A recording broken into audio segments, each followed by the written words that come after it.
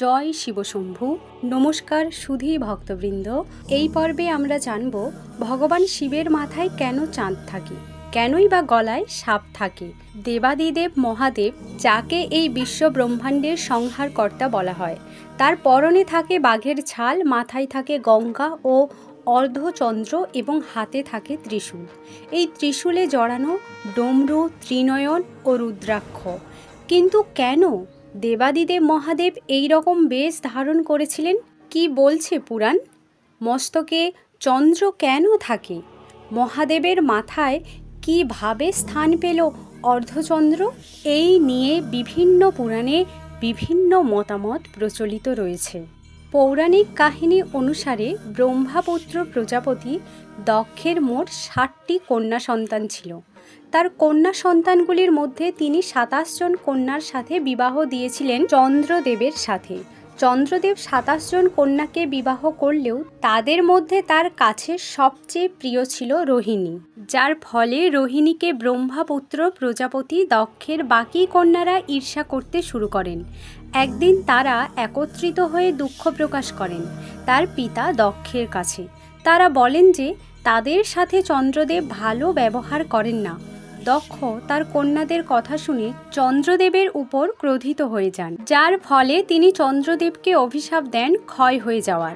এই অভিশাপ থেকে মুক্তি পাওয়ার জন্য তখন চন্দ্রদেব মহাদেবের কঠোর তপস্যা করেন।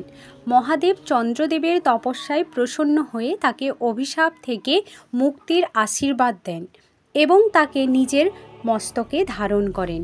অন্য আরেকটি কাহিনী অনুযায়ী যখন সমুদ্র মন্থন হয়েছিল, সেই সময় অমৃতের সাথে উঠে এসেছিল বিষ, আর বিষ ব্রহ্মাণ্ডকে বাঁচানোর জন্য সেই বিষ মহাদেব নিজের কণ্ঠে ধারণ করেছিলেন।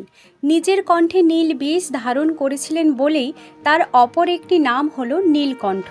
এই তীব্র বিষের প্রভাবে মহাদেবের শরীরের তাপমাত্রা ভীষণভাবে বেড়ে যায়। সেই সময় তাপ হ্রাস করতেই মহাদেব তার মাথায় ধারণ করেছিলেন চন্দ্রকে। জটায় স্থান পেলেন গঙ্গা। রাজা ভগীরথ নিজের পূর্বপুরুষদের আত্মার শান্তির জন্য ভগবান ব্রহ্মা এবং ভগবান বিষ্ণুর পরামর্শ অনুযায়ী দেবী গঙ্গার তপস্যা করেন।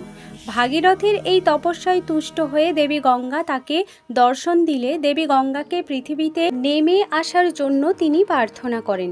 তখন দেবী গঙ্গা তার সাথে প্রস্থান করতে রাজি হন, তবে জানান যে তিনি পৃথিবীতে অবতরিত হলে তার প্রচণ্ড স্রোত এই পৃথিবী সহ্য করতে পারবে না। এই শুনে ভগীরথ তার সাহায্যের জন্য মহাদেবের তপস্যা করেন। মহাদেব তার তপস্যায় প্রসন্ন হয়ে গঙ্গাকে নিজের জটায় ধারণ করে তার গতিবেগ নিয়ন্ত্রণ করে পৃথিবীতে পাঠান। হাতে ত্রিশূল। ত্রিশূল মহাদেবের হাতে সব সময় থাকে। মনে করা হয় যে সৃষ্টির জন্মের সময় যখন শিবের উদ্ভব হয়েছিল, সেই সময় দেবাদিদেব মহাদেবের সাথে জন্ম হয় রজ, তম ও শত নামক 3টি গুণের। আর এই 3টি গুণের সমাহিত রয়েছে ত্রিশূলে। মনে করা হয় ত্রিশূলের 3টি অংশ হলো জন্ম, পালন ও মৃত্যুর সূচক। গলায় সাপ সমুদ্র মন্থনের সময় দড়ি হিসাবে ব্যবহার করা হয়েছিল নাগরাজ বাসুকীকে। নাগরাজ বাসুকী ছিলেন শিবের পরম ভক্ত। একদিকে দেবতা এবং অন্যদিকে অসুররা বাসুকী নাগকে ধরে সমুদ্র মন্থন করে, যার ফলে ক্ষত বিক্ষত হয়ে যান বাসুকী নাগ। নাগরাজ বাসুকীর ভক্তিতে দেবাদিদেব মহাদেব প্রসন্ন হয়ে তাকে নিজের গলায় ধারণ করার প্রতিশ্রুতি দেন। বাঘের ছাল। পৌরাণিক কাহিনী অনুযায়ী ভগবান বিষ্ণু নরসিংহ অবতারে হিরণ্যকশ্যপের বধ করার পরও তার ক্রোধ শান্ত হয় না, যার ফলে ভগবান শিব সরব অবতার ধারণ করে নরসিংহের সাথে যুদ্ধ করে এবং তাকে শান্ত করেন। এরপর এই অবতার শরীর ত্যাগ করার সময় তার চামড়াকে আসন হিসেবে গ্রহণ করার আবেদন করেন। তারপর থেকেই দেবাদিদেব মহাদেব বাঘের ছালের ওপর অধিষ্ঠিত। এমনকি তিনি এই ছালই পরিধান করেন। মহাদেবের এই বাঘের চামড়া পরিধান করার পেছনে প্রচলিত রয়েছে অন্য আরেকটি পৌরাণিক কাহিনী। সেই কাহিনী অনুযায়ী মহাদেব একবার হাঁটতে হাঁটতে একটি বনে গিয়েছিলেন এবং সেই বনেই বসবাস করতেন কয়েকজন ঋষি। তাদের পরিবারের সহকারে শিব ওই বনের মধ্যেই জঙ্গলে ঘোরাফেরা করছিলেন, কিন্তু তার পরনে কোনো পোশাক ছিল না। আর শিবের রূপ পুরুষালী চেহারা দেখে সেখানকার ঋষিদের স্ত্রীরা মুগ্ধ হয়ে পড়েন এবং শিবের সুন্দর চেহারার প্রতি দুর্বল এবং আকৃষ্ট হয়ে পড়েছিলেন ঋষিদের স্ত্রীরা। এটি জেনে ঋষিরা ক্রুদ্ধ হয়ে যান এবং তারা শিবকে মেরে ফেলার পরিকল্পনা করেন।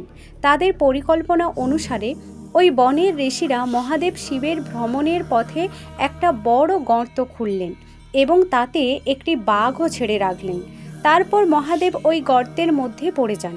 তারপর মহাদেব ওই গর্তে থাকা বাঘটিকে হত্যা করেন এবং বাঘের ছাল পরিধান করেন।